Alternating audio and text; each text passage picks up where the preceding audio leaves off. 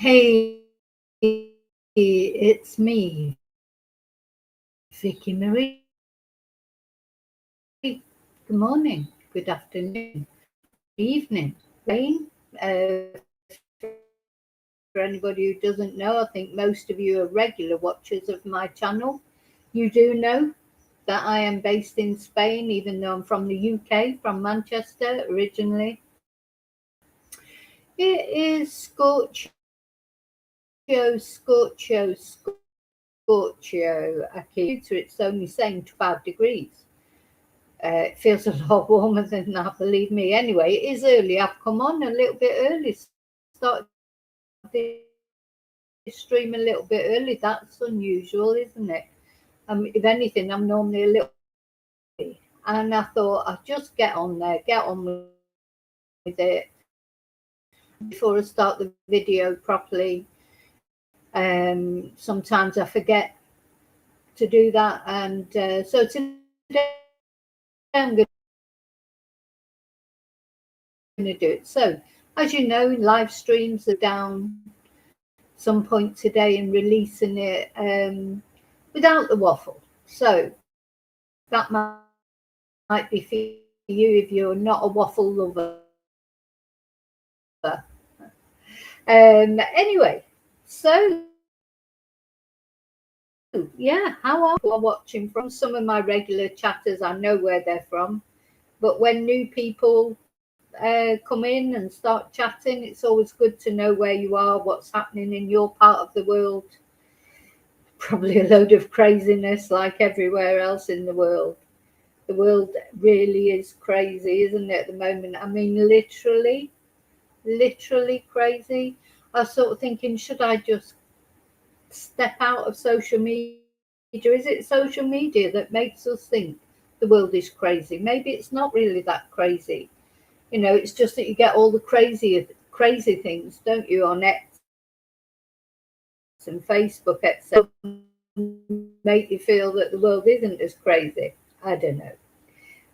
Sorry, I'm just setting up so that I can look at the chat on my phone. I always get to get this sorted as well. You know, there's so much to organise. Live stream. I don't think I'm on the right one there.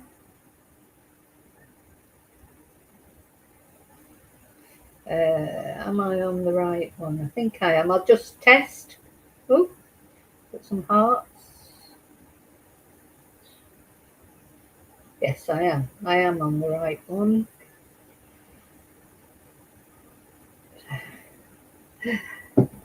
Yeah. Okay. So yeah, I'm going to go through my what's the word? Do my housekeeping. You know, talk about the things, the extra ways you can help my channel if you want to, and just let you know some. You know, I know some of you already know what I do or what's available, but some of you, there's always new people come in. So I have to go through it every now and again. I always forget when I'm in midstream. I mean, once I get chatting, that's it. Forget about everything else. So I'm going to try and remember today, because these things are important for my channel. Thank you for watching. Thank you for liking. Thank you for subscribing.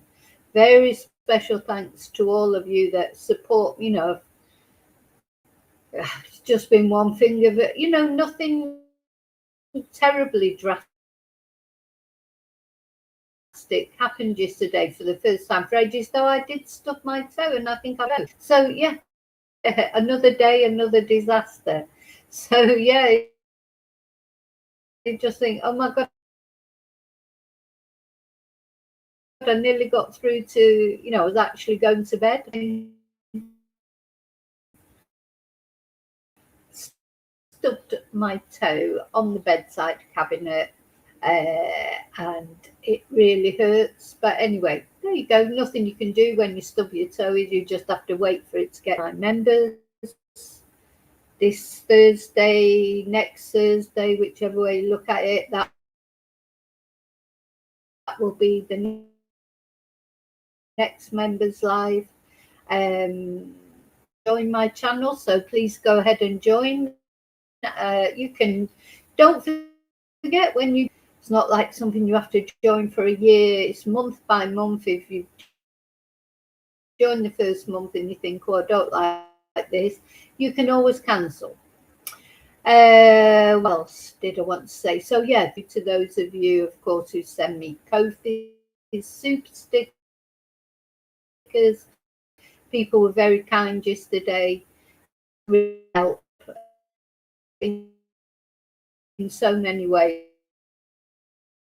As far as Ko-fis are concerned, I have 2 Ko-fi pages. I have a coffee page and a Ko-fi page. So I just want to show, if I put them here in the chat,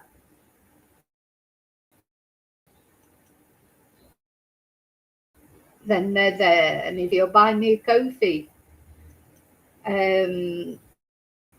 just if I put them there, then they're there, aren't they? Of course, I have to find them, you know. I have to get better at this, don't I? But I will get better. I will. Maybe I could do with moderators, really. I don't know, sometimes think about that. What do you think? Do you think moderators are a good idea? Because then, you know, when you're actually on the stream, you don't, that's all you have to think about is the stream, and you've got your moderators to help you. I've thought about it with moderators. Sure. Little thing. Anyway, let me know what you think. So yeah, so they buy me a coffee, so a Ko-fi. So they're much of a muchness, but people have their preferences in what they use, I suppose. Okay. What else did I want to say? Oh yeah. So just so, oh God, has it gone off again?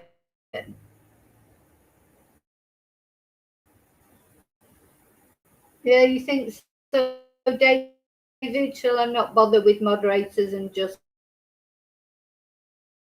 there have been problems. I've seen it on other channels. So, not doing very well showing this book. This is my personally.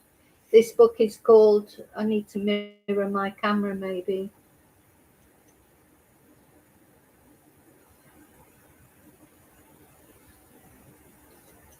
Because it's coming up the other way round. There is a way of changing the camera, but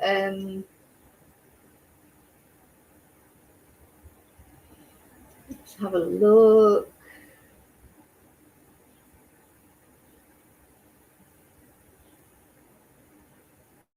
Oh, I've got it on mirror my camera. Maybe I should have it on not mirror my camera then. Ah, there you go. You can see it the right way round now, I think. Yeah, Confessions of a Spanish Teacher, Vicky Riley. It's available on any Amazon site, wherever you are in this crazy world we live in. You can be in Timbuktu. If they've got Amazon in Timbuktu, then it will be on there as well. But I know it's definitely in UK, Australia, America, etc. Whether it's on Timbuktu, I'm not quite sure. I don't even know if I was in Timbuktu. Maybe. People always say, "Oh, Timbuktu," don't they? But have any of you actually been to Timbuktu? Is it a place that you can go and visit on holiday? Anyway, that's my sort of autobiography, I suppose you would say, or at least until I came here to Spain. There's more to, you know, I mean, sit down, right, but time is never permitting. So the other thing that some people know and some people don't is I actually teach Spanish. I have a series of books to learn Spanish, again available on any Amazon site wherever you live, even in Timbuktu if they've got one. And there are 5 levels. This one is level 1. I've actually changed. It's got a different. This is Vicky Riley, Break the Language Barrier. And there are 5 levels, so you can go from beginner to advanced to learn some explanations in English. Well, it's not simple. Learning a language is never simple, but I do think over the 20 odd years I've been teaching Spanish, I have developed, a good method of learning Spanish for English speakers. So I'm dropping everything on the floor now. Is that my list? I can't drop my list on the floor. If I don't stick by my list, I'll forget what I'm doing. Okay, done that. What else have I got to do? Oh yes, so don't forget, also on my Ko-fi page, that's where my merchandise is. There's mugs, t-shirts. One is not in the mood for twonks today. There's also a cup of tea. That's another mug that's on there. But I can design the mugs. You can have them with anything. It's the same. They can be customized. And a new thing that I started doing, but I haven't really properly advertised it, is that you can also order a special for, I think it's €12, a special message, an individual message, maybe for your birthday, maybe you want my view on a particular case, maybe you want a prayer, maybe you just want me to personalize a message for you. And that is on my Ko-fi page as well. I need to do some examples of those so that I can show people. Well, let's have a look at my list. So I'll put my Ko-fi things, t-shirts, mugs, books, videos. Oh, super stickers. Yesterday, people were very generous with super stickers. So that's another extra way you can help my channel. Yeah, and the Ko-fi, I think that's about it. So it's Saturday if you're watching this live. I feel like I'm going to need a lot of coffees today somehow. So I'm on the black coffee today. Are you like that? Sometimes I fancy a cafe americano, which in English is, in Spain is what you want, a black coffee, but not. Oh, there's a million different coffees you can have in Spain. So a cafe is a big black coffee, whereas for cafes you get just like a small cafe americano. And sometimes I like that. Other times I fancy milk in my coffee. I'm not one of those people who always drinks the same thing. There's, as I say, so many different ways of drinking coffee in Spain. There's Café Cortado, bonbons. There's, as I say, Café Americano,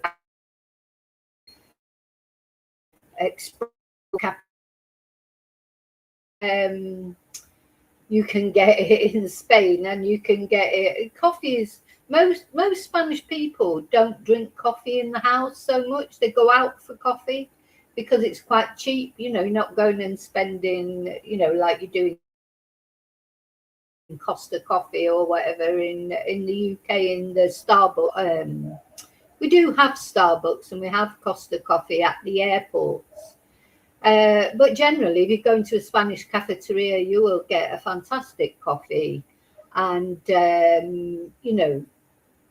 you'll get fantastic coffee at a good price. Maybe €1.50 or something like that, €1.50. So yeah, Spain's definitely the place to drink coffee, though they do make it strong. If you don't like it too strong, you need to ask for, poco cafe, because they make them up put the beans in the machine, and they can make them individually. You can also get descafeinado with the coffee beans and that. So yeah, definitely good. So most Spanish people is out and about chatting to people rather than in the house. That's, I'm not saying none of them ever drink coffee in the house, of course they do, but going for a coffee, tomar cafe, is a big thing in Spain. So how did I end up talking about that? Yeah, so I think I'm going to need a lot of coffee today. That's nearly gone already. I think I'm going to have to get another one in a minute.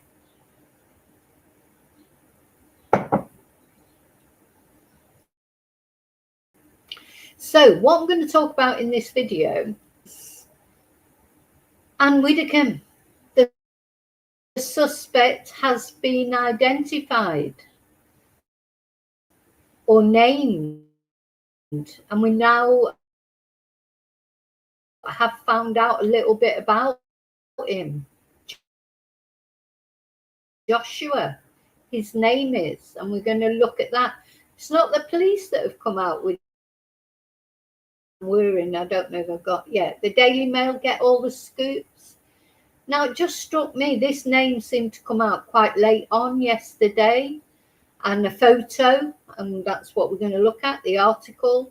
Surely the Daily Mail have permission from the police to issue somebody's name and photo, a suspect. Wouldn't they get into trouble otherwise? Or can the police not hold it back if somebody finds out about it? It's the Daily Mail have been talking to the family of this one. We heard the other day that I think was it his uncle or someone was saying they can't believe it. They can't believe that he's done this, or he's suspected of doing this, because we have to remember he's still not actually been charged, and he is innocent till proven guilty, isn't he? So that is the law. That is the way our society. That's what sets us apart as a civilized society. People are innocent until they're proven guilty. Now he's been in custody quite a long time now, nearly a week, because he was taken into custody last Saturday evening, and he was then arrested under offences under the Terrorism Act, because it seems that when they went into, they discovered communist literature, extreme left-wing literature, which doesn't necessarily mean that this is a terrorist attack, but of course Anne Widdicombe, she's well known for her forthright views. And we're going to look at a video. I'm definitely going to do it this morning, whether it ends up with a long stream or not. I'm going to do it because I can split this stream down to smaller videos later on. But I want to show you this documentary that Anne Widdicombe did about prostitution. And we get an idea there of her views. And I think, I hadn't seen it before, but it's quite telling of Anne, because you could see that she is conservative in her views. She's a conservative by nature, but she is quite kind.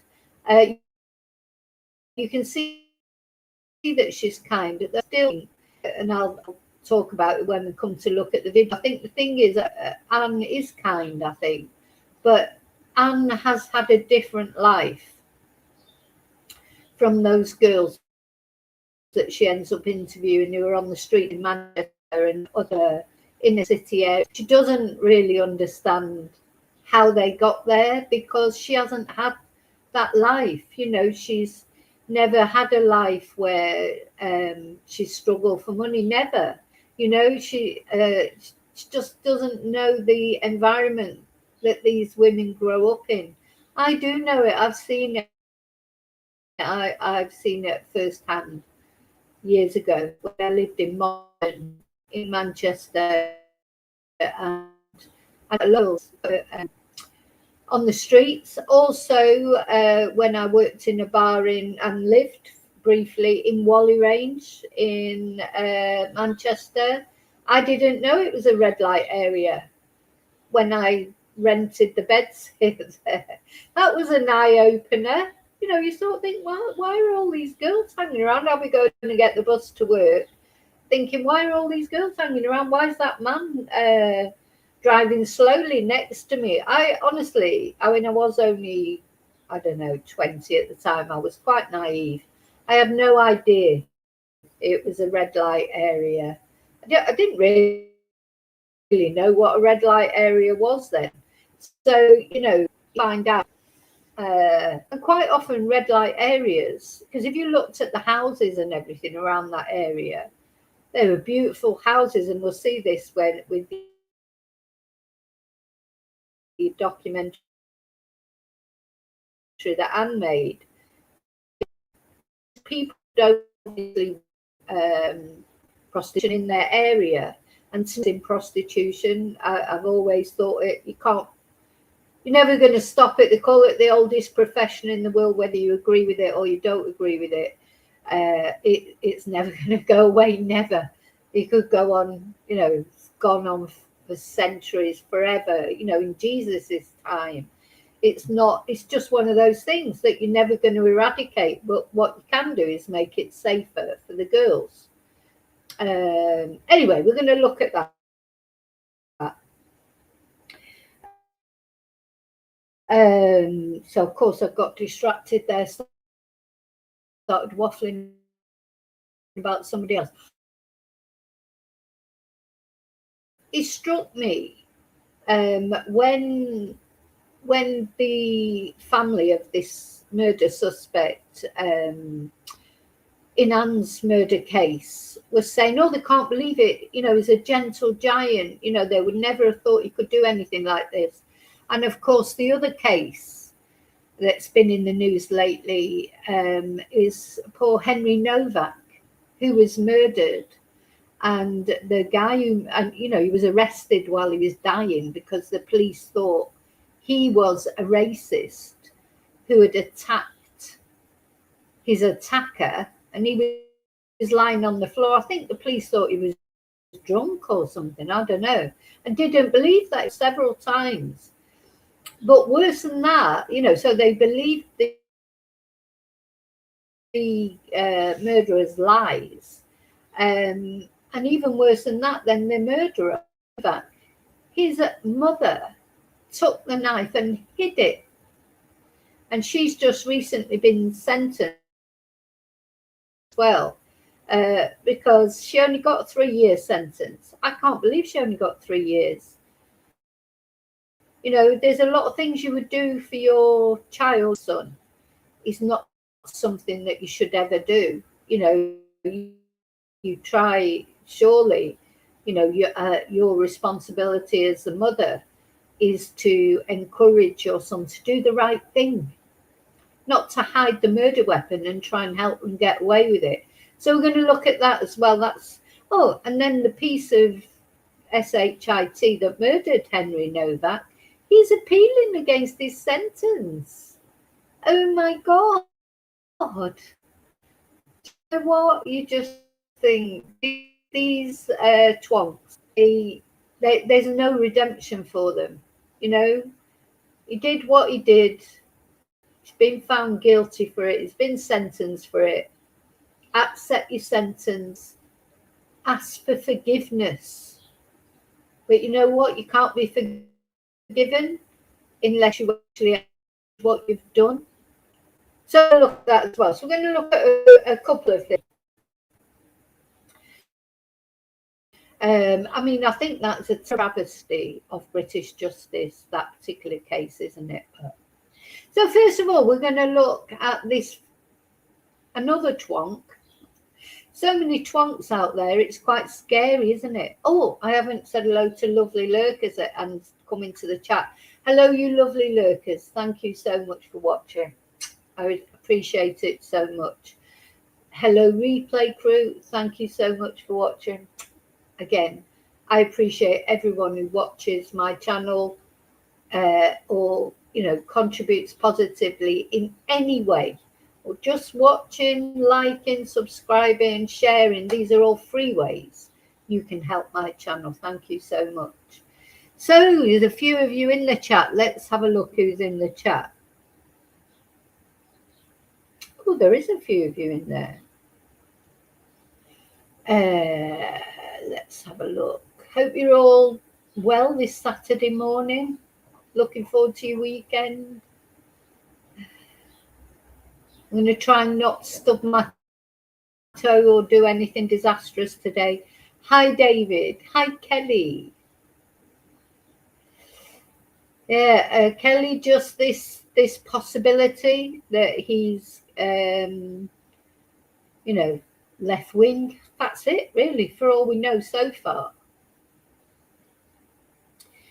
Yeah, Kelly, that Threads, I don't really understand it. It's always trying to get you to sign up. It's so intrusive now as well, social media, isn't it? Because, you know, they're always coming up and trying to get you to click on things. And then once you've clicked on one thing, you think, oh, what's that? That looks interesting.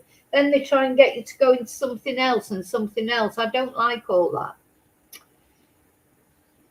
Oh, you've deactivated Facebook as well, Kelly. Yeah, see, I use Facebook for work as well, like for classes, but I hardly ever, I go on Facebook and see, but again, you're trolling through it or scrolling through it, I should say. You know, most of it is adverts, isn't it? And stuff like that. And then, of course, once you've clicked, because obviously I tend to click on murder cases and things like that, next minute they're just shoving all these depressing things at me, and I think, oh God, I don't want to know about all those murders. I can only cope with one at a time. Hi Darren. Hi Alora. Yeah. Oh no, Alora says, I know, I'm just a disaster. It does, it hurts. So then I was so tired and I couldn't sleep then because I had to take an aspirin. Oh dear, oh dear, oh dear. Crazy. Oh. So Timbuktu. Oh, Laura says, when I see Kofi, I always think of Kofi Annan. I know. Yeah. Yeah, buy me a Kofi.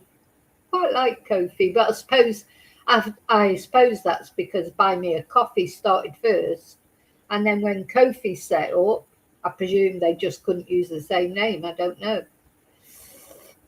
Hi, Pink Fluffy Rabbit.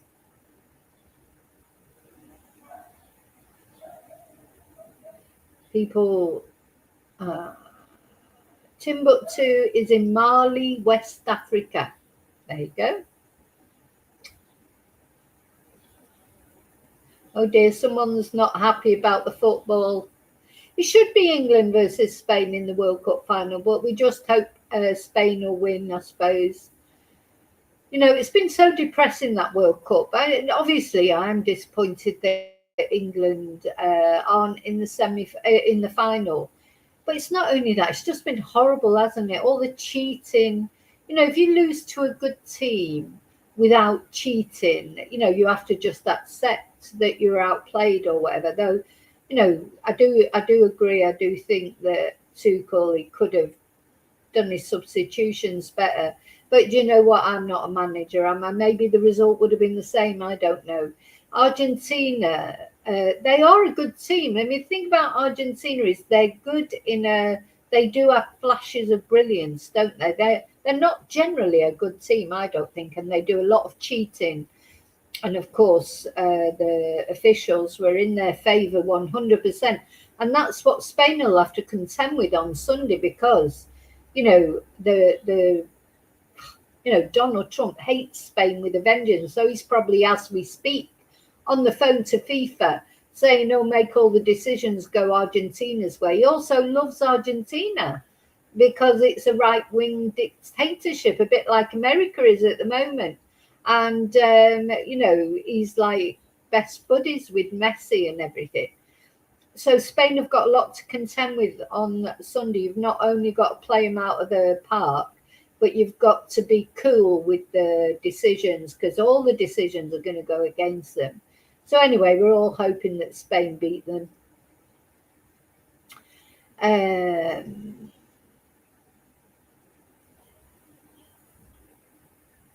Right, we'll talk about coffees now. Exactly. Trump should keep his nose out. Oh, do you know what? Make it stop. Someone please make it stop with Trump. I don't know if you saw, he put a post on this morning about, or last night, about the Beatles being crap because Paul McCartney has spoken up against him. So now he's had a go at the Beatles. It's like anyone who doesn't agree with him, they're, terrible.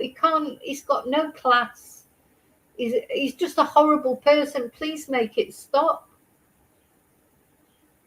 Hi, Wesley. Yeah, exactly. That was hi, Heather. That was the worst thing I think about that video, wasn't it? Not only they were trying to, well, they handcuffed him while the poor guy was dying, but he told the policeman, I've been stabbed, and the policeman said, I don't think you have, mate. Anyway, we're going to be looking at that. Terrible. Okay, I think I've said hello to everyone. Yeah, to be fair to the female policewoman, she was saying, oh, we need to check it. And he's going, oh. Do you know what I mean? It's like, thing is, when you go to, I mean, I'm not a policeman and I am not anti-police. I'm not anti-police. I think hi, Lily. I think the police do a very difficult job and I would always be on their side if they're in the right, but you've got to admit when someone's in the wrong. Now, I would think, as just seems like common sense to me, you arrive at a scene where something's happened, and obviously someone's hurt or this bit, just because the person on the floor doesn't mean they're the victim sometimes either. It can work the other way around. Sometimes perpetrators will lie and writhe around on the floor and pretend they're injured. That does happen. So the thing is, what I'm trying to say is, as a police person, when you arrive at a scene, you have got no clue what's happened. You don't know if the person that's pretending they've been attacked is actually a serial killer, or the person who it looks like has done the attacking is actually the victim. Like in this case, you don't know because you weren't there when it happened. So you have to establish the facts, first of all. You can't assume somebody is innocent because they're a Sikh, and you assume that the other guy is a racist. You just can't. It's like he was, like the police were sort of so terrified of being accused of being racist, they didn't establish the facts. If you turn up, and even if you turn up to a domestic violence scene and the woman seems like the woman is the one that's been attacked, you have to take both sides. You have to treat all parties the same until you establish the facts, whatever the facts are. I mean, look at the Gabby Petito case, how the police went there and they immediately took Brian Laundrie's side because Gabby Petito was emotional, and she was even saying herself that she had attacked him because, the police didn't spot that was her, it was like coercive control. So, you can't assume anything, can you? You just cannot assume anything, and that hopefully that is at least a lesson that will be learnt from this case. People do racist things. Sometimes it is that way round, and sometimes it isn't. You've got to take it all. They both should have perhaps. Well, I don't think Henry should have been arrested because it should have been obvious that he'd been stabbed. He told him he was stabbed. He couldn't breathe. So he shouldn't have been handcuffed, actually. But if they were going to handcuff him, why didn't they handcuff the other guy before they knew what had happened? And of course, he passed the knife on, hadn't he? He was making a big thing of it. Oh, I must see. Anyway, we're going to look at that. First of all, we're going to look at the twonk, the other twonk, another big twonk that is murdered, or allegedly. We've got to always say allegedly, haven't we? And we have to remember, it hasn't been charged. It has not been charged. I mean, that is a fact. He's in custody. They've got quite, because they rearrested him as under the Terrorism Act. They've probably still got a few days left, because they gave them an extra week, didn't it? So they probably got until Monday at least to arrest this, to charge this guy. So here he is. So interesting. This case, the Devon and Cornwall police, in my opinion, they sort of bungled it a bit from the start. And I was getting to a point, I should say I, not we, where I wasn't even knowing whether I believed that he was a white British male, because, you know, first of all, they arrested one guy, and then he was released and said he wasn't anything to do with it. And then they kept saying it wasn't terrorism, and then they said it was terrorism. So, you know, they should have done before they established the facts. And policing is about establishing the facts, isn't it? If you've got nothing to say, we're working to establish that. When people were asking, as they naturally would, do you think this is terrorist related? Because of course Anne did have strong views, and you know that's almost fatal to have strong views these days. People can't accept your views, whichever side of the political fence you're on. People get angry if you don't agree with them. I think Trump's got a lot to do with that. Well, it's attacking of people who have different views instead of debating, because he hasn't got the brains or the intelligence to debate properly. So he just attacks, you know, calls people names and fake news and encourages violence, etc. So that's led to this climate that we're in now, that you can't even have a different view to somebody else without them wanting to kill you, you know. So what the Devon and Cornwall police should have done right from the beginning, when they were asked, is it terrorism related, they should have said, we don't know yet. It's easy enough to say, isn't it? We don't know yet. Instead, they kept saying, oh, no, there's no evidence to suggest it's terrorist related with the public. I think the public can take honesty. What they can't take is deception, or what they look on as lies, you know, or even deception. You know, the public wants, they want clarity, but sometimes you just can't give it. And that's where I thought the last press conference from the terrorist squad in front of Scotland Yard was a much better press conference, because he said what he could say, and what he couldn't say, just said, I'm not willing to comment on that this time. You know, that's it. Just be strict. You can do what you can do, and you can't do the rest of it. Anyway, so this is really strange. To me, that the Daily Mail have got the, you know, are they allowed to do this? Just release it? No way that I'm going to see the suspect being named and then think, oh, I'm not going to mention it. Of course I am. The Daily Mail have come out with this, though, not the police. Have they had the police's okay to do this, or do they need it? You know, I don't know. As far as I know, there's no judge has what's the word, you know, put a legal order out that this person's name can't be released, because he's not a minor. He's 28 years old. You know, if he was 17, may well be that a judge would have to decide whether his name could be released or not. But he's not He's 28 years old, and the Daily Mail have found out who he is, and they're telling us all who it is. So they are quite good with, you know, I suppose they've got the money. So that's interesting, isn't it? Let's see if we can watch this video. There might be an advert first. That's him, the accused killer of Anne.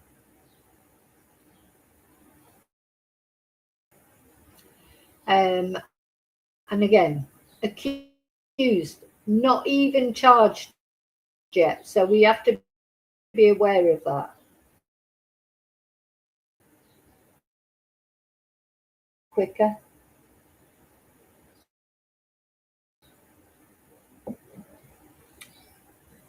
Could wait forever, that. So, and oh, there you go. There you go. It's there. Widdicombe's murder suspect has been named as Joshua Kerry. Pictured in the Daily Mail for the first time, Kerry is accused of targeting a suspected terrorist attack. The 28-year-old has lived alone in a council house in Rotherham, South Yorkshire, since the death of his father.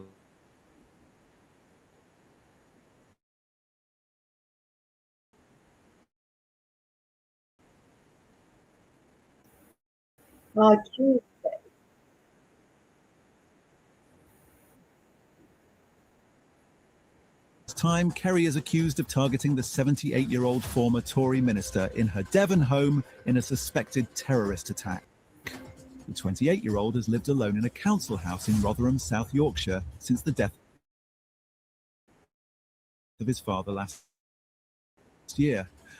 Neighbours described him as polite, quiet, and shy.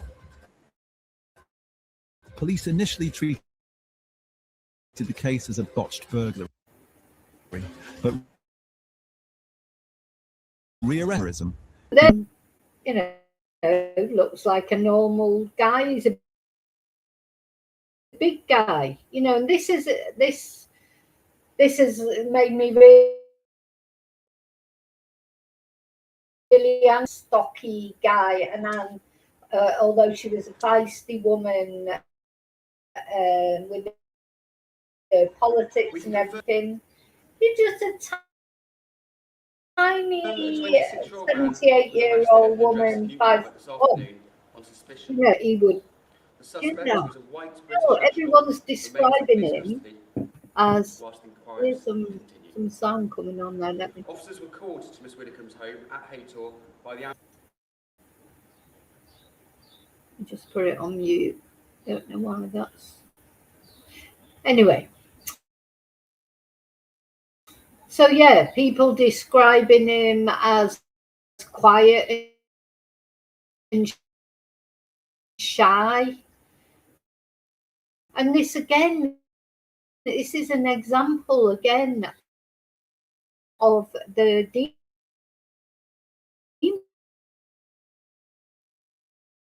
demons that live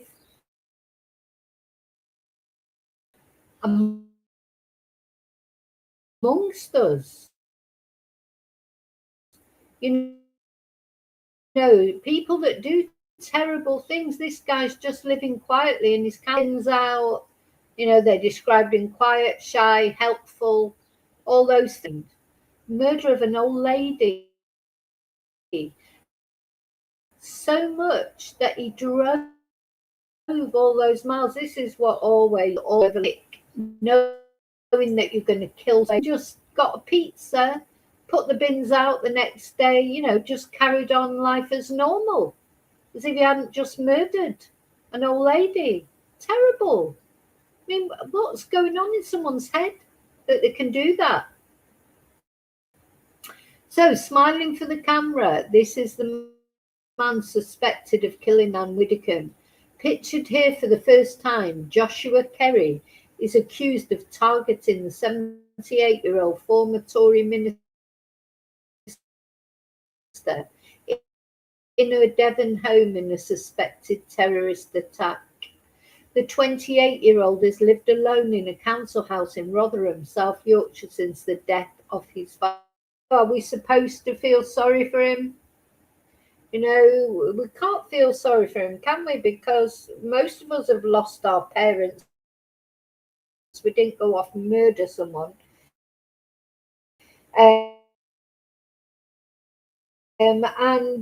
you know, had learning difficulties and things like that. But how many people have got learning difficulties? And, funnily enough, doesn't make them go off and murder a 78-year-old woman. So, you know, I've got no sympathy. The thing is,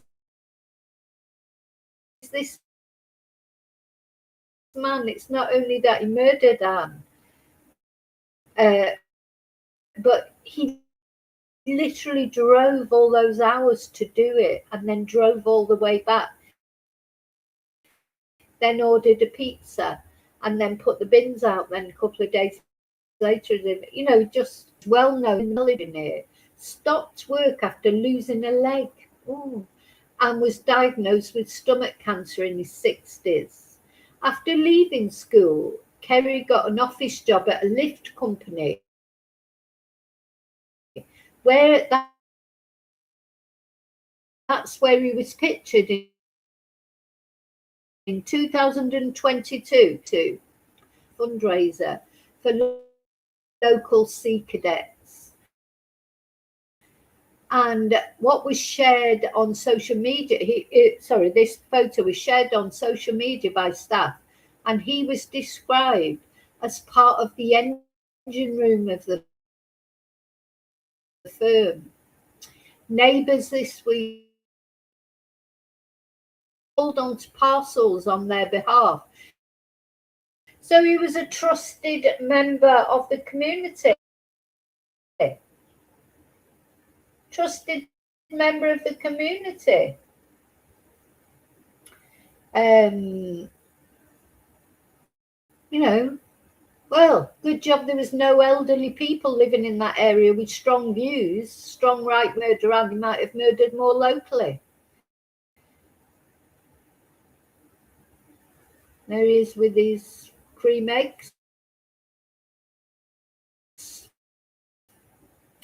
Of course, his Anne, that was one of her last interviews, wasn't it, on Talk TV on July the 8th. Now you can just see, look at him, great big hulking guy. You know, he's like, looks like he's quite tall. He's built like a brick SHIT house. And then look at Anne, frail old. Well, she's not. She probably wouldn't like me calling her frail, but at the end of the day, she's 78 years old, so she's not exactly going to be in the full, you know, she wouldn't stand a chance against a great big guy like him. And, you know, whatever you think of Anne Widdicombe, whether you agree with her political views or you don't, or whatever, she is a 78-year-old woman, and I just keep flashes into my head. How did he get in the house? Did she literally go in the kitchen to make a cup of tea and he'd walked in through the back door? Or did he come to the door, ring the bell and make some excuse, or attack her right there on the doorstep? You know, just awful, isn't it? And he just bashed her over the head. Now, we don't know how many times he bashed her over the head, but he definitely bashed her over the head. She was covered in blood. Was she still alive? Did he leave her there? Disgusting, isn't it? This whether you liked Anne Widdicombe or you didn't like her, agree with Anne on, but I did admire her for her forthright views.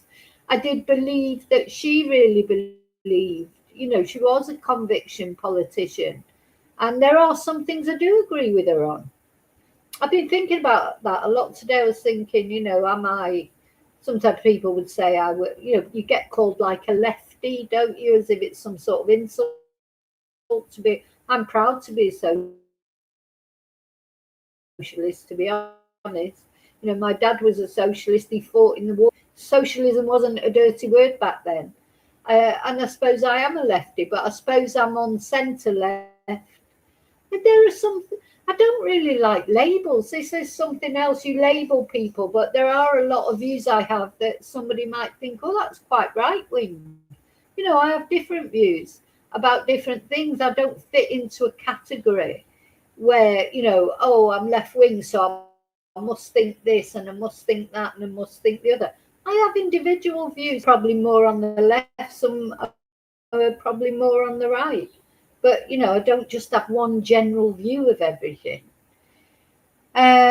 So one resident said that while his dad was unwell, Josh would take him out shopping in his car. But after his father's death, he stopped work. And an 8-year-old red Vauxhall Corsa was usually in the driveway.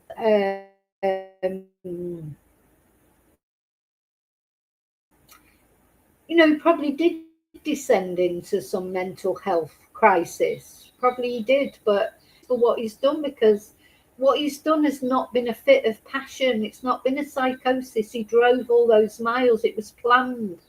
It was planned. He had plenty of time to stop, change his mind, turn around, phone up. So he had 2 brothers. Might have lost his dad. He had 2 brothers. He could have phoned one of his brothers and said, look, I'm having these dark thoughts. Or, there's a lot of different things he could have done. So he was born in Rotherham and raised with his elder brother and half-brother by their teaching assistant, Mother Siobhan, after his parents split up. Joshua was such a quiet boy, an uncle recalled this week. Gentle, polite. I used to go round when they were all little, and the oldest 2 used to be play fighting, rolling around on the floor, and Joshua would be just sat in the corner watching them. His parents remarried and his siblings moved away to pursue successful careers, leaving him alone in the council property. An aunt said his father shot death around Christmas when he was admitted to hospital and never came out was a nasty setback for Kerry. Detectives believe the former Tory minister was killed around 10:30.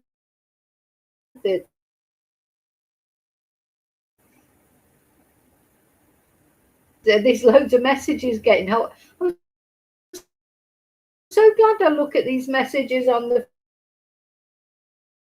phones now, because yeah. And was that when he was being arrested? I think that photo. Yeah.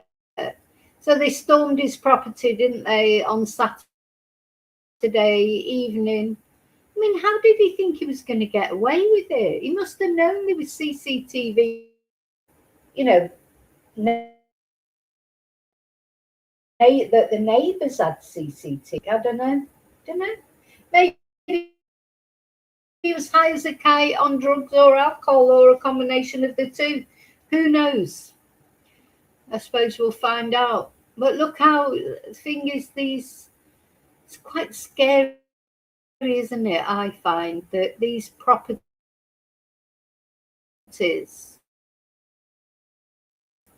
they look so innocuous and normal, don't they?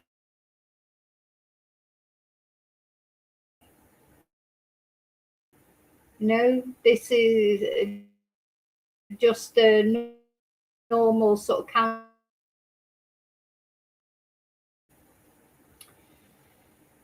So this is interesting because, look at, we've talked about this in previous videos. It's very isolated property for an old lady to live on her own. I wouldn't want to live there on my own, and I'm not quite as old as Anne. And she had no dogs. There doesn't seem to be a fence around it. It's not a secure property, is it? Maybe she should have had more security. I don't know. What do you think? Security, you can't just hope that nobody will come and do any damage to it. In my opinion, you've got to think somebody probably will come and do some damage to you, and start on that basis. Well known for her forthright views. I'm not saying she shouldn't have the views, and I'm not saying she shouldn't have been safe. Of course she should, but we know the sort of world we live in now. And David Amos, who was the Tory MP that was murdered in his own constituency surgery by an Islamist, she was very good friends. She spoke at his social. So she was hot. It just shows I'd love to have my door open now, but apart from the fact of the dogs barking at everybody who goes past, you just don't know. He might walk up get through your gate and up your stairs if you've got the door open and you're in the kitchen doing something or whatever. Sadly, you can't do it. What a lot of people do here in Spain, which I think is a really good idea, you can buy those, and then a lot of people have they're called wreckers here in Spain, but so it's like a door that's like so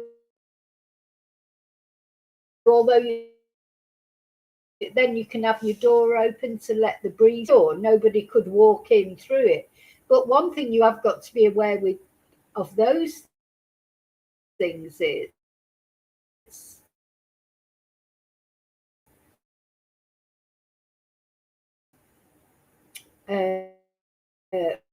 why is that not sharing on there?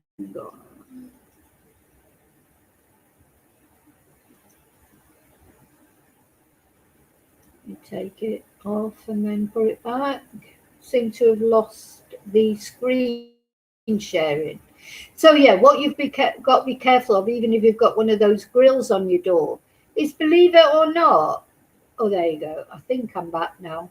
But believe it or not, through the grills, so you've got to make sure you don't leave anything around near the door that can be hooked up. And like if you leave your handbag in view or anything like that, they're literally to be careful. But at least they can't actually get into your house. And you can have your door open. And maybe you might think of it. In the UK, it's not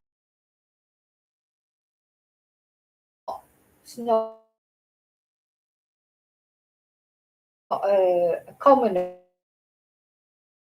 occurrence to have a heat wave.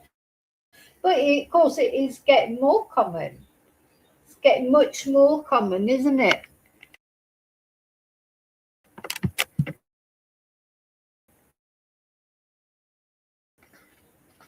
Sorry, I think. Wait.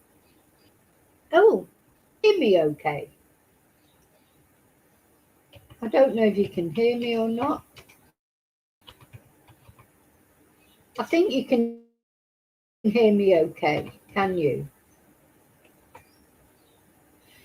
Anyway, Kelly, what was that? What was that? Kelly says Kelly sent a star.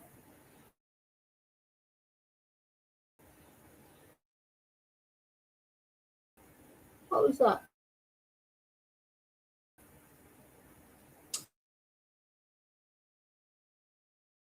I've got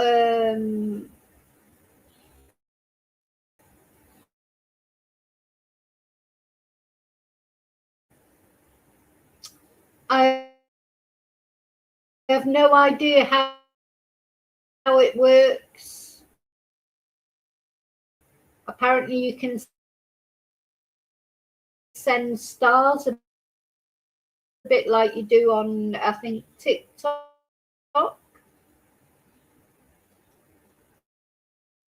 Now, Kelly, that's come up on my phone, but it doesn't seem to be coming up on these. Says Kelly sent 2 stars. Oh my God. So this is a new thing that YouTube is doing, where you can send stars. I'm trying to message, but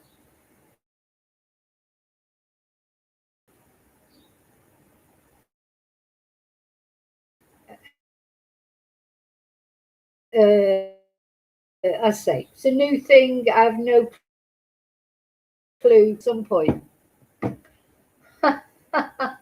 Yeah, do you know what new thing?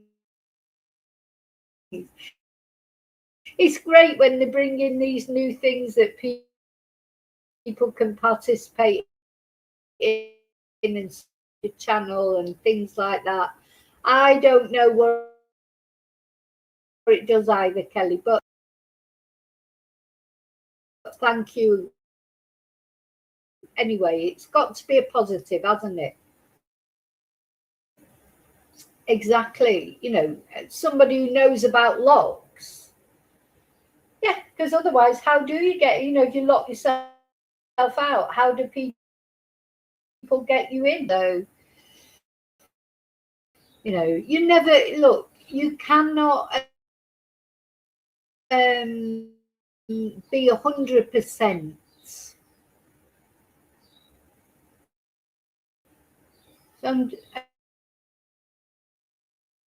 You know, your security is important. You can only do those that there's only a certain amount you can do. You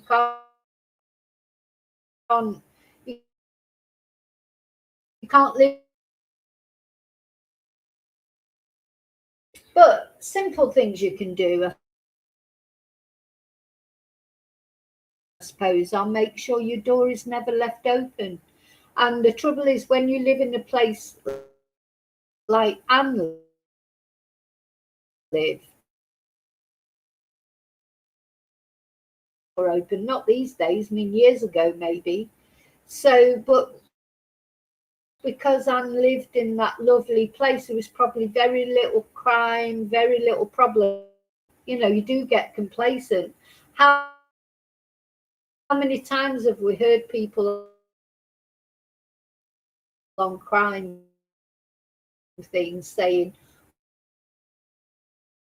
oh, nothing like that ever happens here. Things like, because, you know, so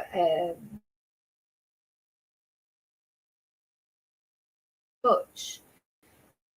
As I say, I will try and work out as it works, how it works.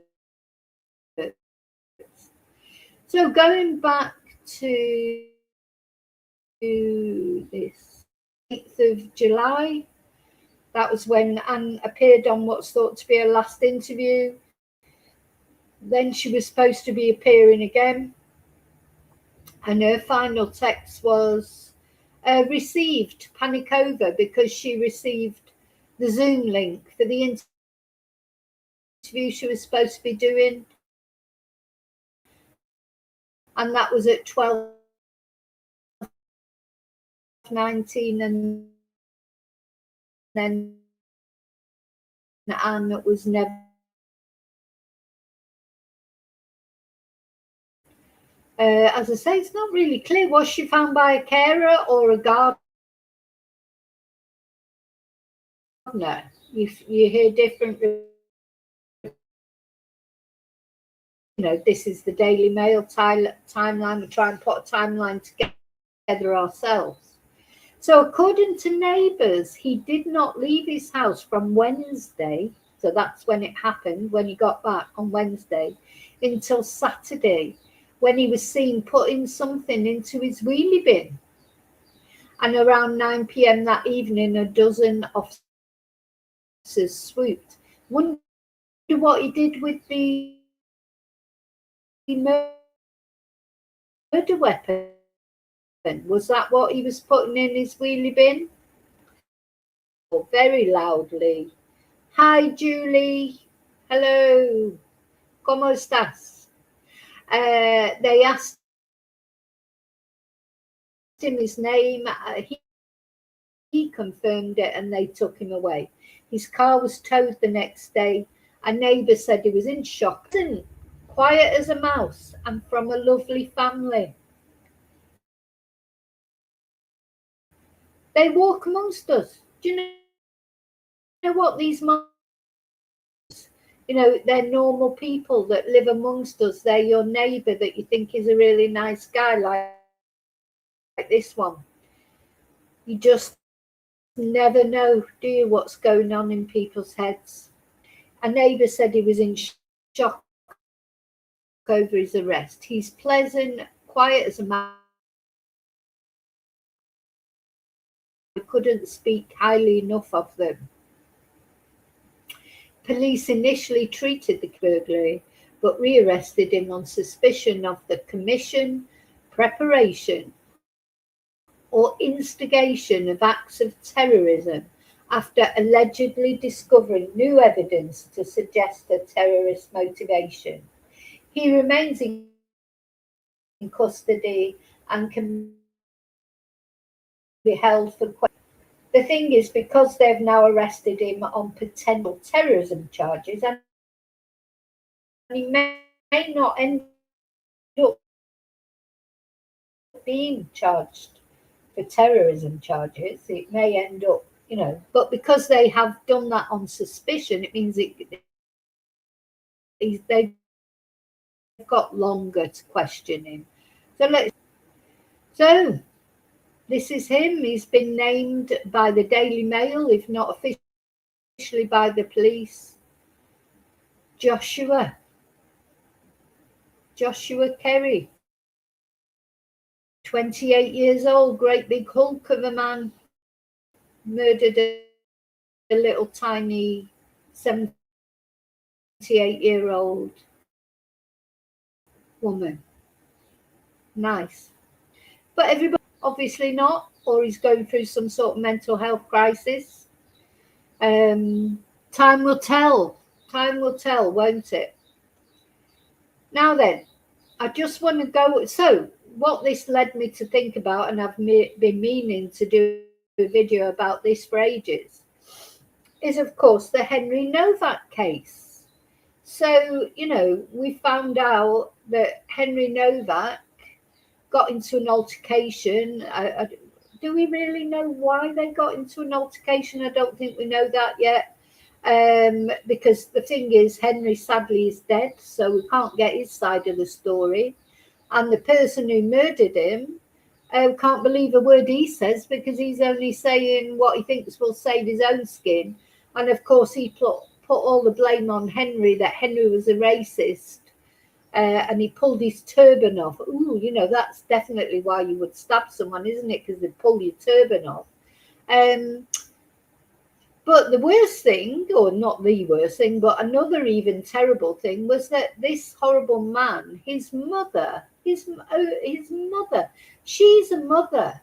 So she's there. She's got other sons as well, and she did not give a shit about Henvat's mother and what she's had to suffer.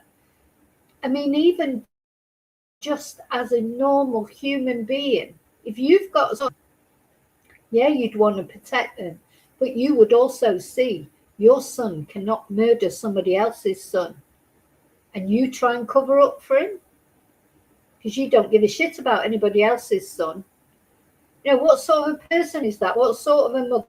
Makes me angry. Oh, Julie, I'm sorry to hear that. Sorry to hear about your mum.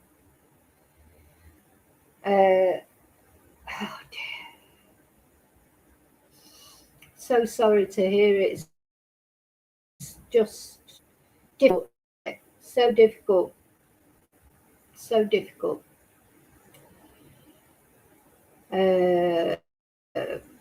Anyway, sending you positive thoughts, Julie.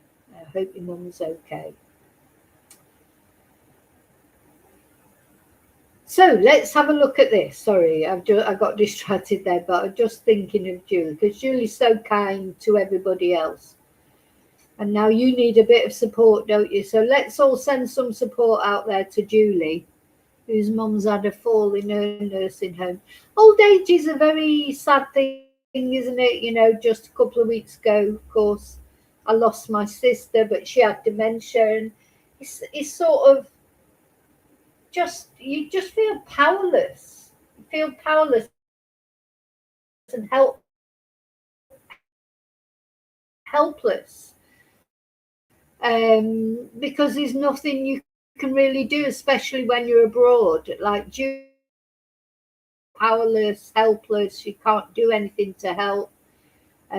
So yeah, let's all put some love out to Julie. Let me put some hearts up for Julie.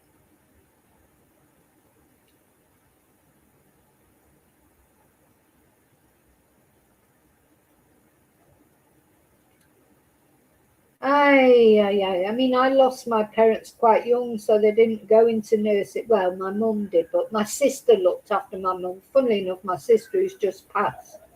But luckily, you know, there was somebody there to look after her. But yeah, very difficult. So, right. So this horrible woman.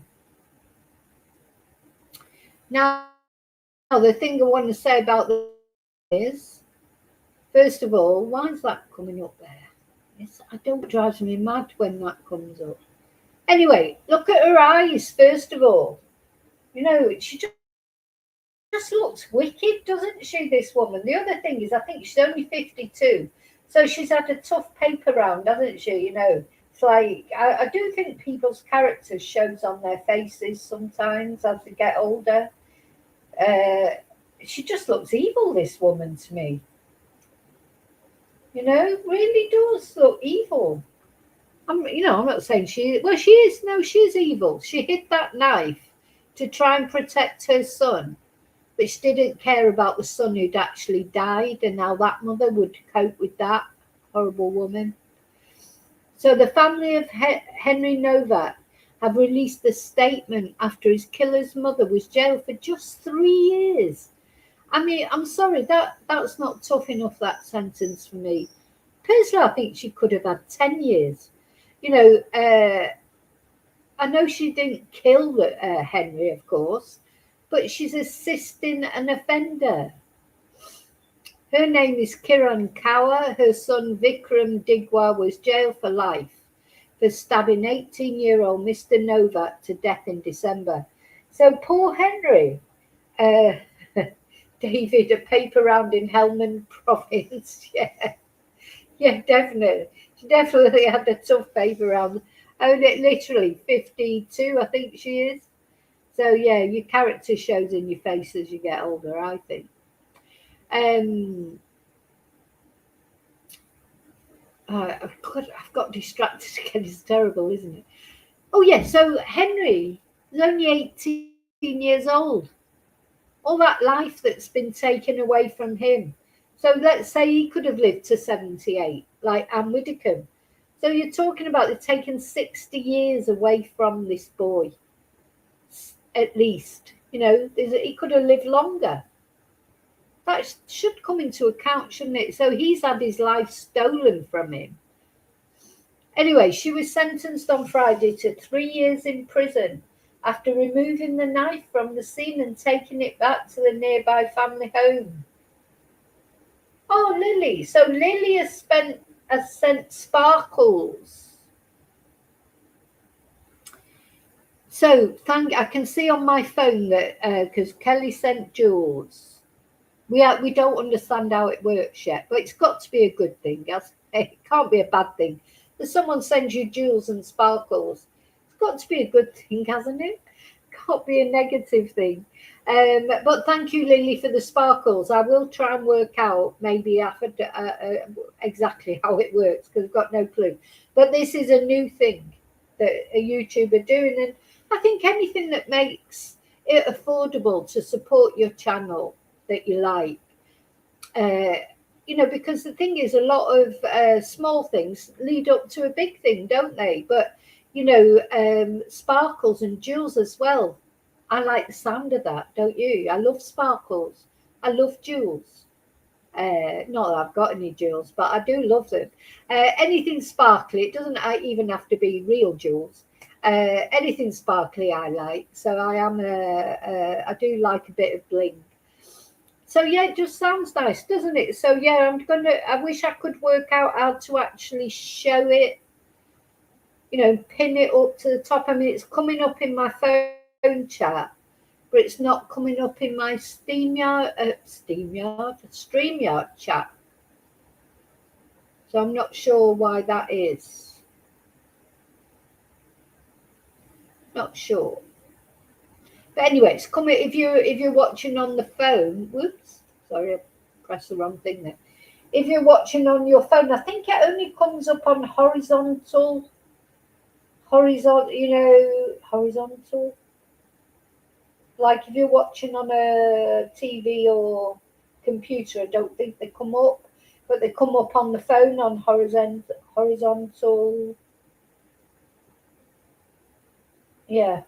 Anyway, thank you. Yes, I like getting jewels and sparkles. That makes me feel good, whatever the meaning of it is.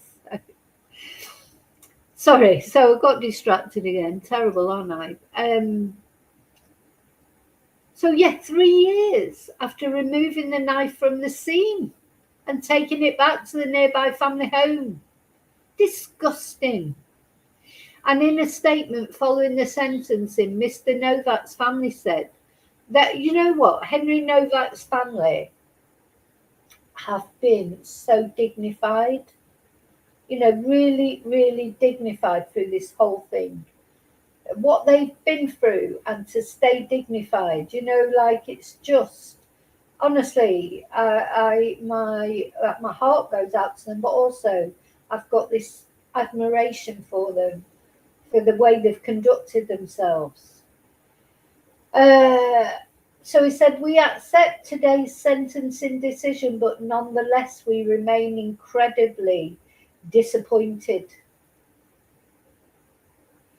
You know, of course they're disappointed. 3 years, they'll be thinking, is that what I know that the actual killer has received a life sentence, but they'll be thinking, she helped him. Is that what our son's life is worth? 3 years. Anyway, they went on to say, we will never give up in our campaign for justice for Henry. Our focus is on making sure the ongoing investigators leave no stone unturned as we fight for the full truth about what happened last December. And we continue to urge the government to deliver the changes our wonderful son deserves. Let's see if we can see this video. So don't forget this twat. Sorry, excuse my French. This twomp. He lied to the police, didn't he? He said that Henry was the aggressor. He didn't. He could have rung an ambulance much earlier, and Henry might have been saved. He didn't bother ringing an ambulance. He didn't care. He wanted to kill someone. He was obsessed with knives.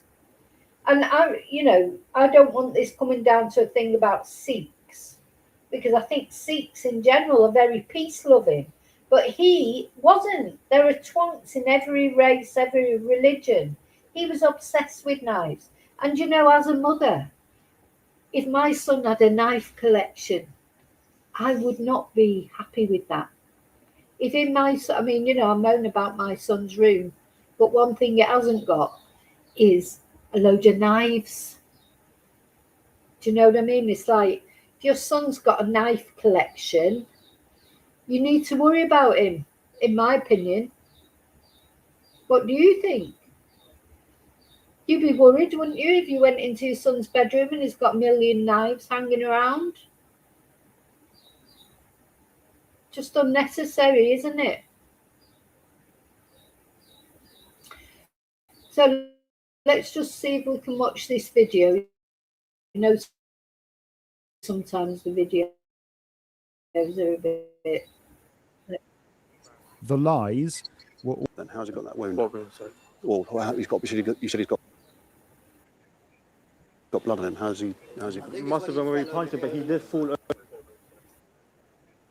over here, so he was climbing all over these bins and stuff like that. This new footage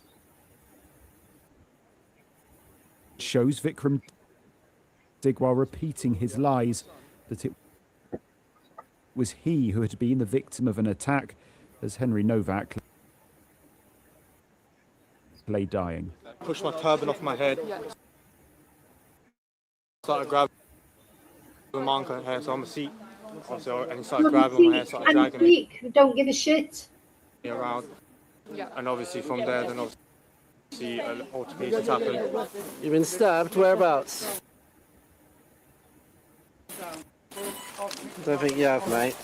Video released earlier this That month was the of the 18-year-old struggling to breathe as he was... When he, you know, Henry's lying there on the floor, dying, and saying, "I've been stabbed, I can't breathe." And that policeman, I mean, what has happened to him? Has he been discharged? Has he left the police force? I hope so. He said, "I don't think you have, mate." Who would say they've been stabbed when they hadn't? I mean, let's think about it sensibly. Who would say, "Oh, I've been stabbed," when you actually hadn't been stabbed? It's very upsetting, isn't it, Kelly? Yeah, it's very upsetting to watch because, you know, this poor boy. And I mean, listen, it wasn't long before this horrible man's lies unravelled. But it was too late for Henry. It was too late for Henry. handcuffed by police, sparked outrage. Hampshire Constabulary has apologised. In the new footage, Digwa makes no mention of the fact that he had just stabbed an Look, and he's just stood there. He's back just multiple stood there, times and watching him being arrested. And he could have told the police, yes, he has been stabbed. Get an ambulance. He could have phoned an ambulance right from the beginning. Let's just suppose, and I don't believe it for a minute, but let's just suppose it wasn't self-defence. Well, what would you do if you stabbed someone in self-defence and they went down on the floor? You'd be straight on the phone to the ambulance, wouldn't you? He loved it. He loved it. That man is he was like a fledgling serial killer in my eyes. He had a collection of knives. He was dying to kill someone. He enjoyed the violence and the power that a knife gave him. And sadly, for whatever reason, I don't know how they even came to have contact in the first place.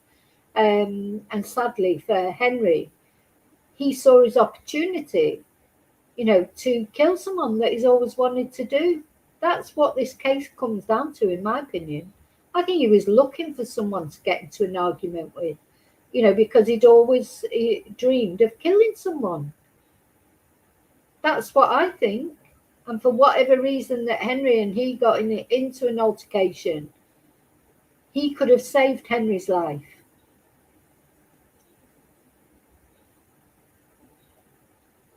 Exactly, David, just because he'd pulled his turban off. Well, for God's sake, it's only a turban. I know that it's a religious thing and all that rubbish, but it's not worth murdering. So is that what the Sikh religion tells you? If you pull someone's turban off, they deserve to die. That isn't the Sikh religion. The Sikh religion generally is a very peaceful religion. Says he was drunk. At his trial, a judge would describe these as wicked lies. And Novak's blood alcohol level was found to be so low. I hope somebody pulls his turban off in prison. See what and he's appealing, he's appealing his sentence. He's inherited his looks from his mother, hasn't he? His evil looks from his mother. Now he's appealing his sentence. He hasn't even got the decency to just own what he did and apologise. Genuinely, he doesn't give a shit. He doesn't give a shit. She didn't give a shit. His whole family are just pieces of shit. And, you know, if I was a Sikh, I would be saying that vociferously, which in fact the Sikh community have done. They don't agree at all with any of it. So I hope every day in prison he's looking behind him for someone who's going to pull his turban off. I hope they do. Look at him. Oh my God, makes you so angry, doesn't it, to look at? He doesn't care. The thing about this guy is you can just tell by looking at him. He holds no remorse for what he did. You know, people do things. Sometimes they are genuinely remorseful. He doesn't give a shit. He is his mother's son, isn't he? Looks, he's got evil eyes. Probably by the time he's 52, he'll look about 75 as well. You know, I just hope he rots in prison. Honestly, I'm so angry with him. And I think the worst thing for me is, you know, the lack of remorse. Doesn't care. It's like Henry's life didn't matter. It's terrible. Oh, he could have passed a breathalyzer. I've said to him, look, clearly, mate, you're drunk. I could smell, like, you can smell the alcohol. I was like, look, mate, you're drunk. Yeah, he's drunk. You can smell Carry on the with your day, alcohol. innit? He's then. Well, he might have been drunk. You know why he's allowed to get drunk? Doesn't mean to say you stab him because he's got drunk. Oh, what a horrible, horrible man. And called me a so you think you're this and that, you think you're bad man. I said, yeah, I'm a bad man. Digwell was arrested on suspicion, at first, of attempted So he, murder. Okay. Do you want to say anything? so it didn't take long before they realised that Henry had in fact been stabbed, and they arrested this twonk on suspicion of murder or attempted murder, because I don't know if he'd actually died by then. But it was too late for Henry. So it didn't take long, but it took too long. This man knew right from the beginning he'd stabbed Henry. He also, before even the police turned up there, had been on the phone to them for ages while Henry was stabbed on the ground. Henry could have been saved. He was still alive when the police got there. Remain on your defence if you don't mention when question something you may later on in court. Anything you do, so maybe giving evidence. Doesn't give a shit, does he? Look at his face. Doesn't care. He mumbles once more the defence that later crumbled in court. I'm not saying you've done anything, mate, but we need to find out what's happened, okay? Mate, I've been racist. No, I know. Okay. I know. Moments earlier, handcuffs had been placed on Novak's wrists, but no such restraints were applied to the wrists of his killer.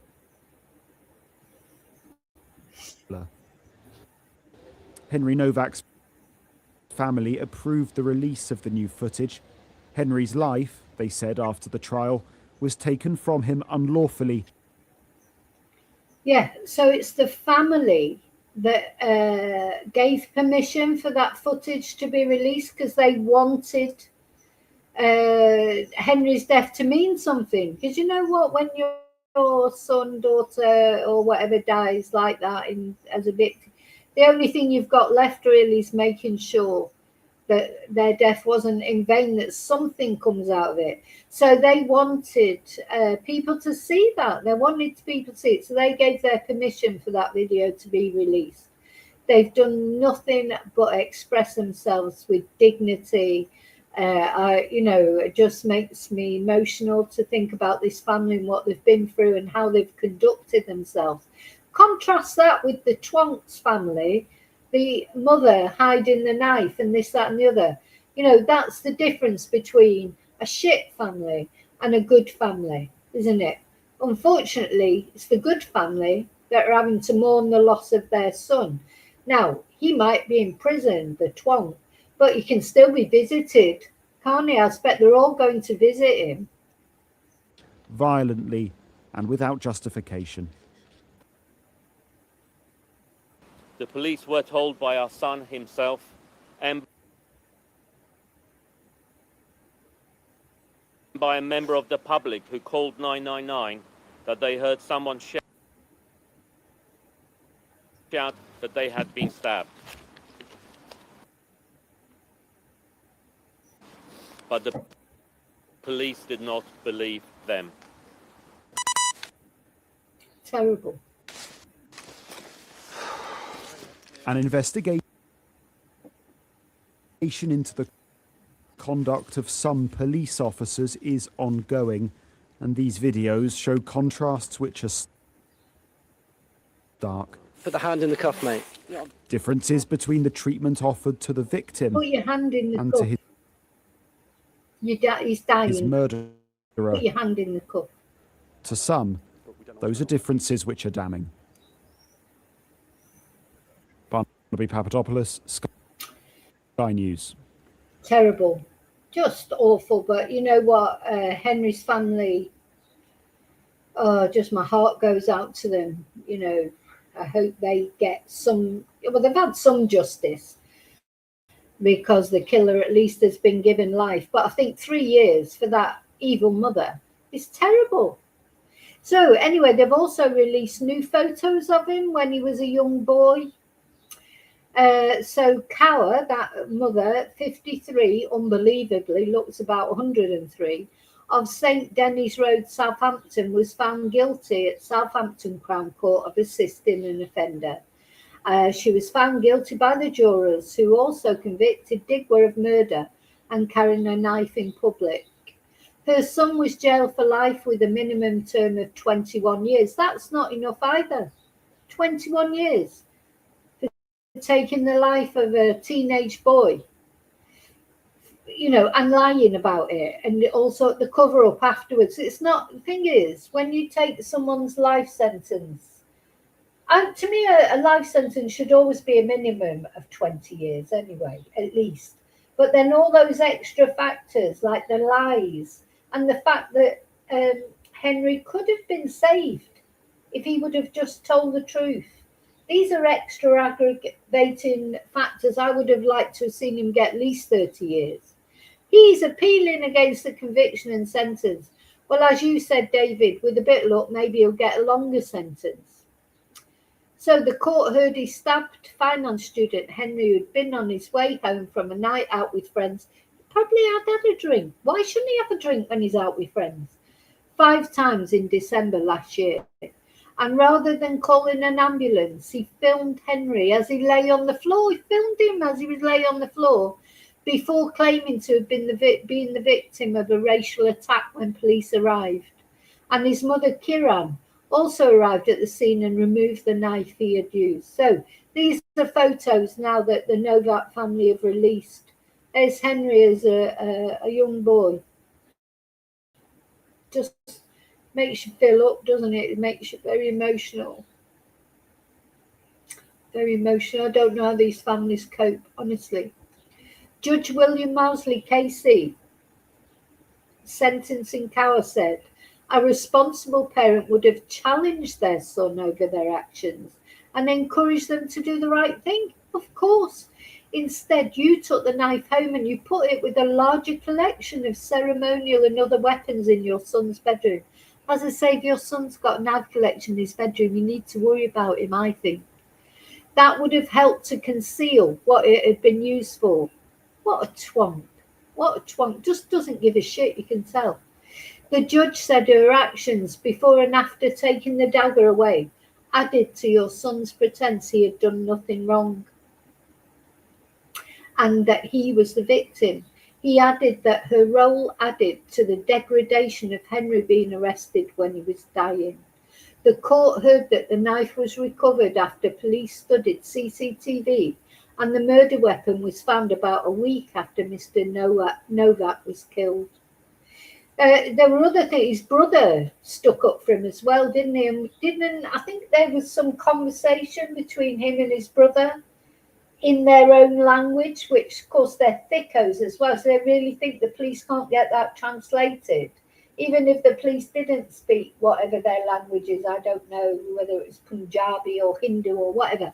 Even if the police didn't know that language, obviously they're going to get it translated. And these idiots, see, it's even more insulting when they're thickos, I think, having a conversation about the fact that he'd murdered him, but thinking the police can't understand him.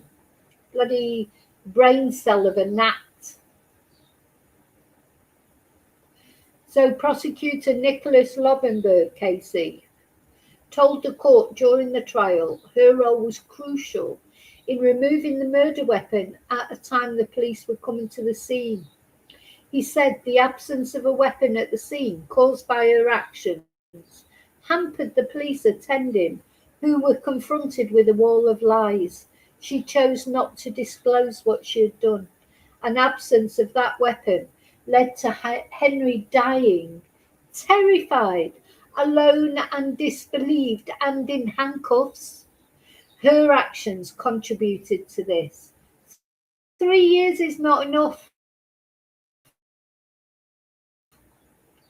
She's a mother. She was trying to protect her son, but she didn't give a shit about the Novak son. Face. Look at that face, 53 years old. They're evil in those. Her eyes look more evil than his, don't they? You know, the apple doesn't fall far from the tree, does it, with this family? Evil. Evil. I don't know how she'll get on in prison. I hope she has her turban ripped off or whatever she wears. Just horrible people. Horrible people, horrible family. And you've got like the two total opposites. You've got Henry's family, which are everything a family should be. Dignified, you know, cared about their son.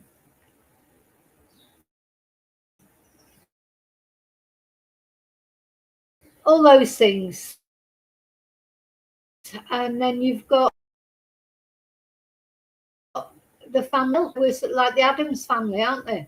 No one there. So awful, isn't it, that case? I think I am going to show this video of Anne Widdicombe talking about her views. I wish she did a documentary about prostitution. And I think we will, time so far, look at it.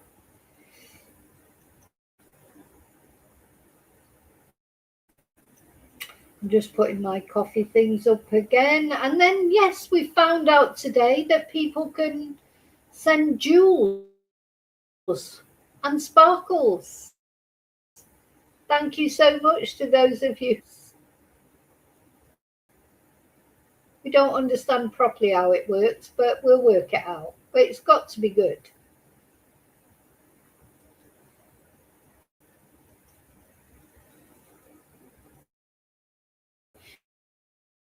Yeah, imagine that poor boy, what he went through, David. Yeah, terrible. Knowing he's been stabbed. No one's believing him he's been stabbed. And he's in handcuffs. God. It's a terrible, you know, it's one of the most shocking things that we've seen, isn't it, really? You know, there's shocking things happen all the time, as in Anne Widdicombe's murder and things like that. But I think the Henry Novak case is definitely one of the most shocking things. And it is the biggest stain on British policing, perhaps, that we've ever seen. You know, it is comparable with Wayne Couzens being arrested for the murder of Sarah Everard. the other guy, the rapist guy, policeman or whatever, it's on par with that. And I don't know what's happened to that policeman. I hope, you hope that he's sorry and that but he did the wrong thing. He did the wrong thing. Terrible. Absolutely a shocking thing in British history, I think, in the policing history. Right, what else have I got to show you? So yeah, we're going to have a look at I found this interview. Sorry, I'm sort of chopping and changing a bit, but I'm going to divide this video up into, and now we're going to look at. I love this interview. Do you know, years ago, I know it must drive young people mad because as you get older, you do harp on about things in the past. But TV was much better years ago as well. These interviews and documentaries, I've watched a lot over the last few days because every time you look at one thing, YouTube gives you a different suggestion of something similar. I watched a documentary yesterday about rent boys of all things.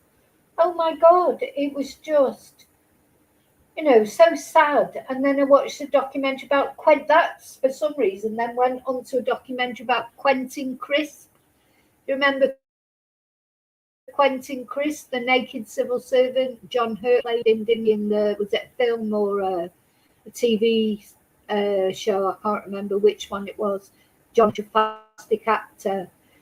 Quentin Crisp, such a character, so interesting to hear his experiences. That was it. David Garrick, the other guy, David.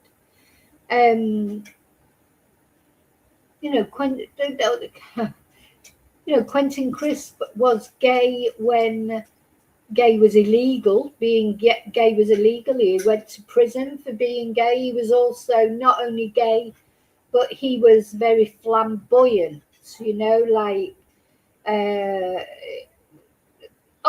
you'd have to watch this interview with him. Maybe we'll watch it together in the members or something because it was just so interesting, and how he dealt with it all the hate that was against him and everything. So anyway, so I've watched quite a lot of these used to be good documentaries that were on British telly. I don't know if they're that good anymore, but anyway, this was,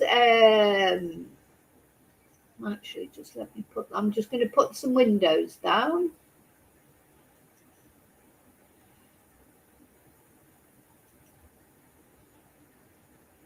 Let's see, and Widdicombe. Yeah, and this video, I hope I won't get copyright struck for it, but I don't think so because it seems to be on somebody else's YouTube channel. It's from years ago, so you hope that they won't copyright strike me. But anyway, we're going to watch it anyway. I'll just have to delete it afterwards if they do. And it's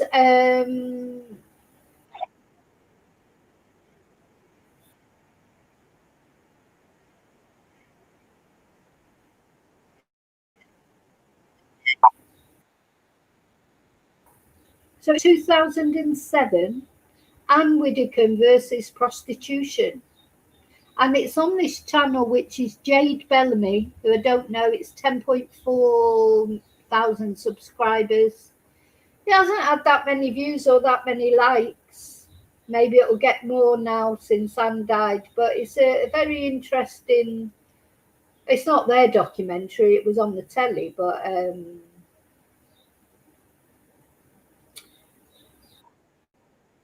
I just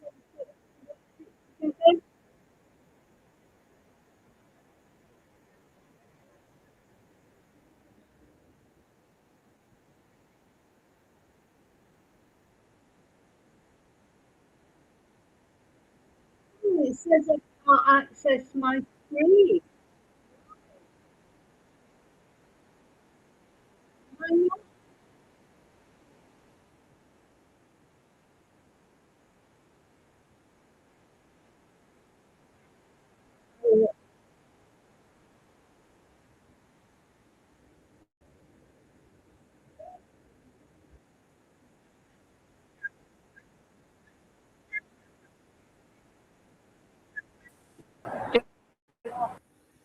And you go, no, we don't pay for views.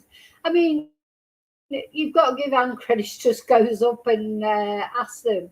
But you know, the thing is, I do think there's a lot of things, as I say, that I do agree with Anne Widdicombe, but I do think that Anne Widdicombe doesn't understand where these women are coming from and how they end up in this life. Most of it is because of drugs, but it's also socioeconomic that they end up in that place. And once they start taking the drugs and things like that, it's very difficult for them to get out of it. They've got nowhere else to go. So I don't think Anne can understand that properly, as much as I do think she tries to. I don't think she can.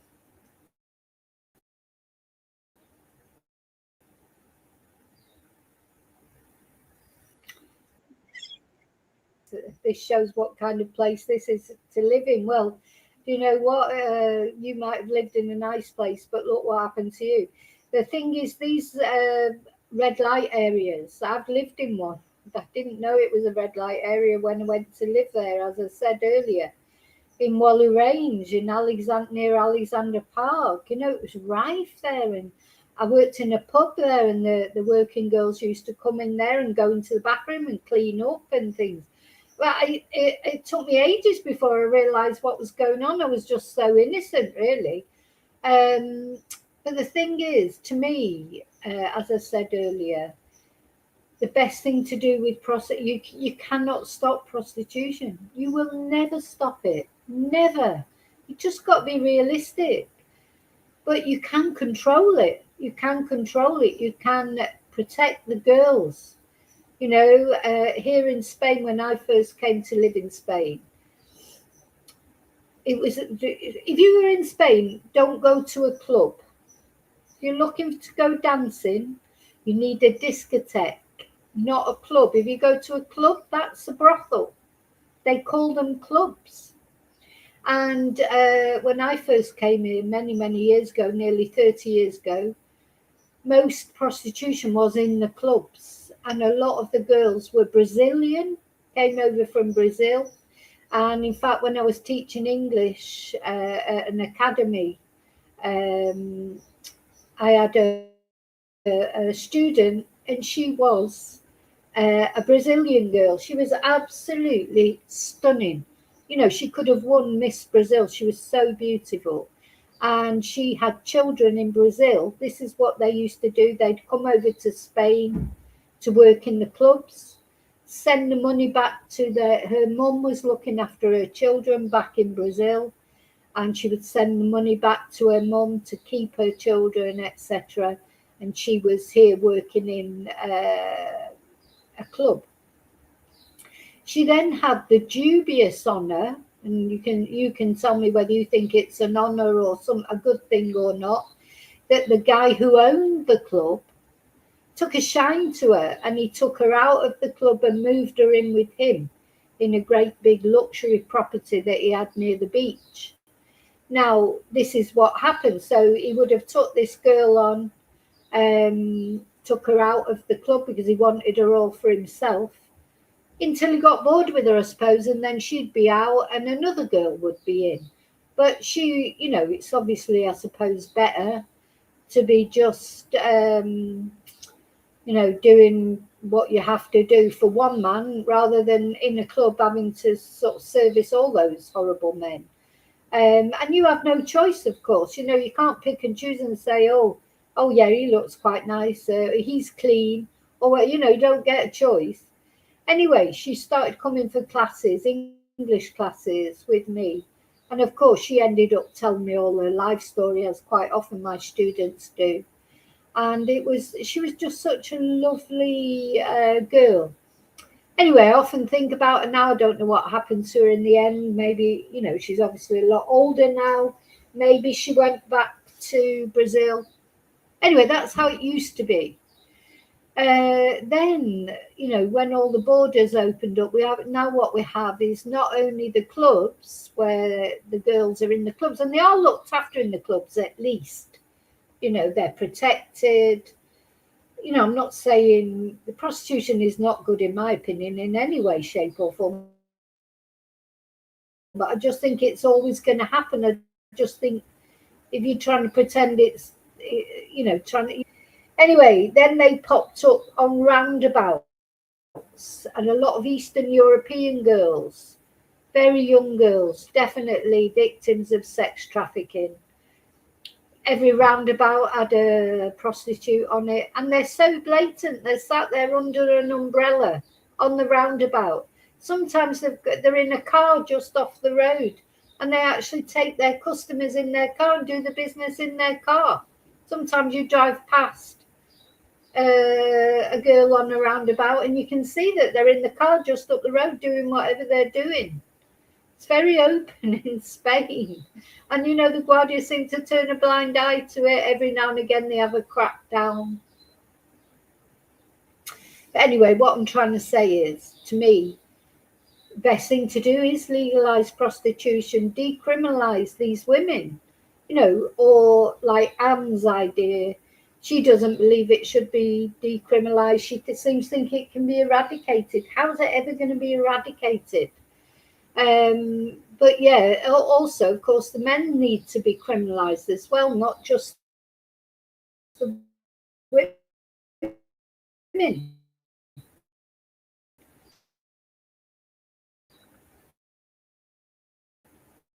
You know, the men need to be. From this distance away, I've been smacked. We're not looking for a prostitute. You know, what I've found with those people here in Spain, in these clubs that people, me and my friend tried to go in one years ago. We didn't realise it wasn't a discotheque. We thought it was a discotheque. And we were going to go, well, to be fair, we didn't go in the end, but we would drive past and we'd say, oh, it always looks like lots of cars outside there. That looks like maybe we'll have to try that one night. This was before I was a mum, actually, that, you know, when I very first came to Spain. You know, oh, there's always loads of cars parked outside there. It looks like, you know, there's a lot of life there. Anyway, then we were told, like, you know, that, oh, no, you won't get in anyway, you know. It's not a club as in discotheque, it's a club as in brothel. And then when you talk to anyone, like, so of course I'm curious and I'll say to male friends, you know, oh, have you been in one? And they go, no, my friend told me what it's like. It's always everybody's friend who's been in there. They say, oh yeah, my friend says this and my friend says that. And you're thinking, funny, all these friends that go in these clubs, but no, you know, no one will actually admit to going in there themselves. It's always their friend. A friend told me. Yeah, whatever. Moving them on for a little while, but they're only going to go somewhere else, another red light area. You will never eradicate prostitution. Why would you even think you could? You can't, because it literally is endemic. You know, it's gone on for years, centuries. Sometimes you have to accept, you know, decriminalise things. Well, it is more decriminalised these days. They're referred to as sex workers rather than prostitutes, aren't they? There's much more sympathy for sex workers. Like, you know, it used to be years ago that sex workers would be murdered, you know, on a regular basis. They're the, you know, very common victim in murders because they're easy targets. Once you get in someone's car, you are completely at their mercy, aren't you? So, you know, it has got better, I think, but it's still, you know, has not been legalized in any. Maybe it's better not to legalize it, keep it illegal, just, but, you know, that's a bit like what they do in Spain. I think it's not legal, but they don't make a big issue of it. Like, they sort of turn a bit less, but it's, if they need to make an issue of it for whatever reason, they can, because there's laws in place. Also, sex trafficking is illegal. That's not quite the same, is it? Trafficking girls is different from girls deciding to sell their bodies. You know, I mean, it's a very contentious subject. You let me know what you think. Do you think it should be decriminalised completely, or do you think it should be just left as it is?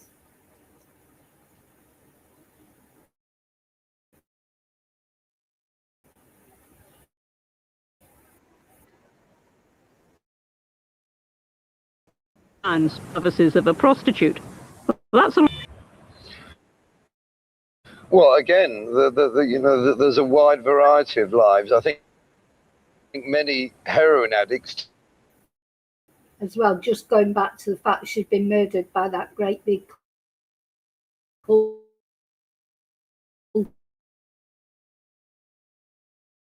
guy. She's only a titch, isn't she? look at that lot and sort of extrapolate that and assume that all prostitutes are drug addicts. And in the street, This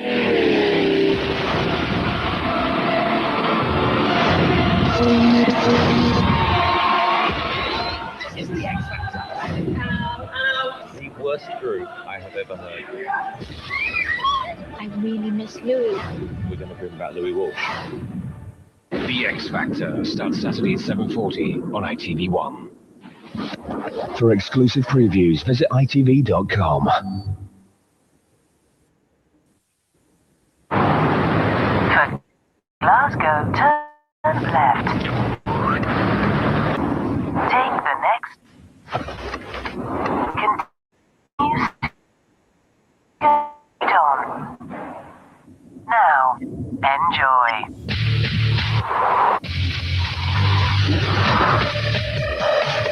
The new Peugeot 207, the drive of your life. As a child expert, I always say keep kids happy and play with them every day. And don't forget, kids really like Frutella.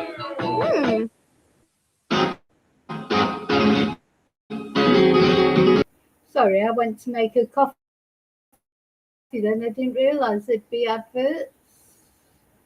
Let's move it forward a bit. And the government has considered legalising small brothels. Still exist. Well, this is just an ordinary terrace street, such as any you might find all over the country. But, and that apparently is by no means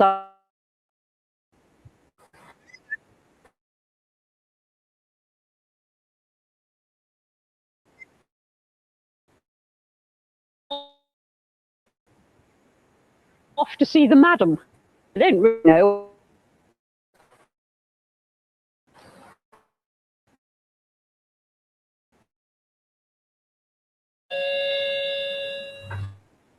Chantal, yeah. Right.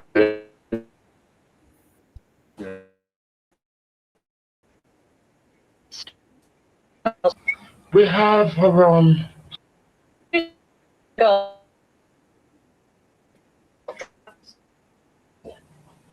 No, I just want to come into work.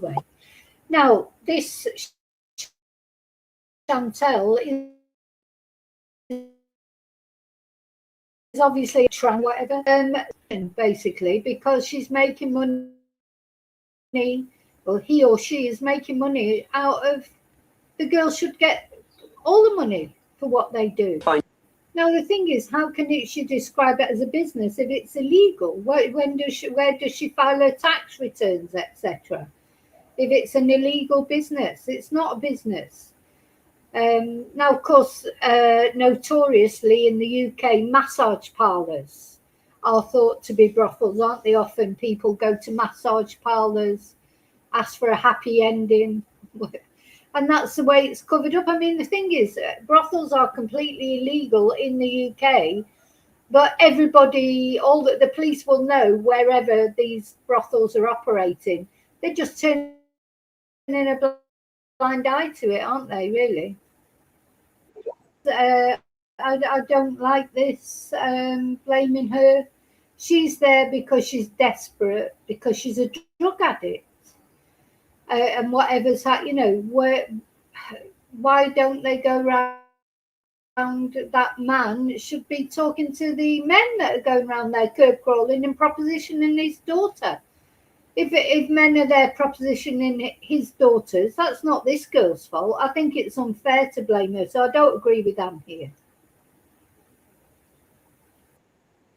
All thoughts of moving away have been forgotten. Time for what?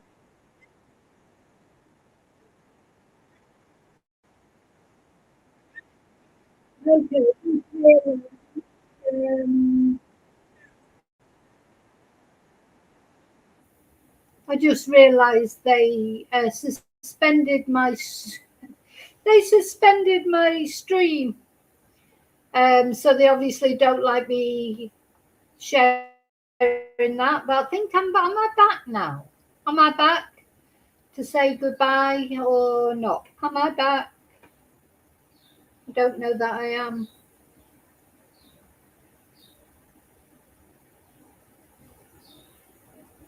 Sometimes they let you come back if you suspend it.